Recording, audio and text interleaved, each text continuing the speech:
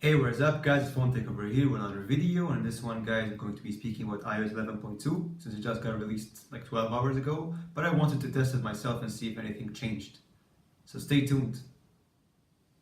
So guys, the update was a bit big for me, 430.7 megabytes on the iPhone 10, and it did really introduce Apple Pay Cash, and it did really fix a lot of issues with the previous iOS version, 11.1.2.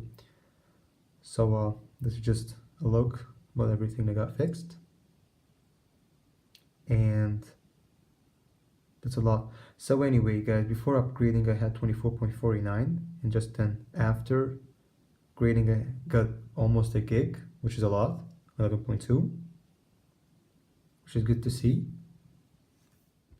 So guys, if you have an iPhone 10, you will now get this dragger here, so you can, it's just showing you that there's the control center here. So now if you are not used to that or you buy a phone just now, you're gonna know that you can drag down from here.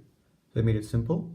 And since I'm here guys, and now Bluetooth and Wi-Fi will just, if you disable them, they're just gonna show you that they're just disabled, but they're still going to be on and running, but they won't really be active.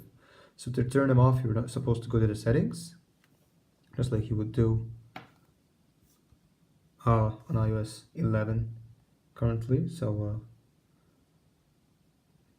if you turn it off from here, then oops, as you can see, it's off.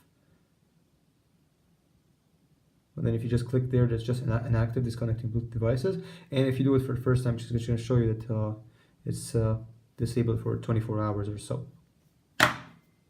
Another thing guys is Apple added 3 new wallpapers exclusively to the iPhone 10. So for example, that's one of them, which looks really cool. They're trying to show off their OLED screen here. Battery life has been the same for me, to be honest. I mean, you don't really expect much on an iPhone 10 because this phone was basically optimized for the iOS 11, or iOS 11 was optimized for this phone. It was made for this phone basically. So I've been using it for like 3 hours, as you can see, and it's at 40% approx, 39%. So that's just about it. I mean, YouTube drains battery, as you can see there, and yeah, Instagram shouldn't be that much of an issue, but yeah, YouTube drains battery super fast on iPhones for some reason. So apart from that, battery should improve though on older devices. If you have an iPhone 8, I mean 7, 6, 6S and 5S, battery will be better. Some users have been saying that the performance on iOS 11.2 is better than that on 11.1.2. Basically, that could be true for older devices, 6S, 7, 5S, and 6. So definitely if you have some performance issues and you're already on iOS 11, then definitely go for this update.